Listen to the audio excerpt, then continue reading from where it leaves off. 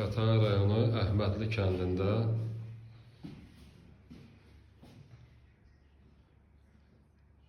Əhmədli metrosuna yaxın, KTV deyilən yerə yaxın 3 mərtəbəli binanın birinci mərtəbəsində dəhlizlə bölünmüş 2 otaq evdir.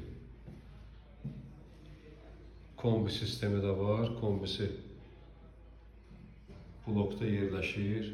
Ev boşdur, alan adam tez köçə bilər. Qiyməti elan üzərində yazılacaq. Sənədi texpasportdur və yaxud da evə pasport qeydiyyatı, yəni propiska. 2 otaq, 3 mərtəbəli bina evinin birinci mərtəbəsi.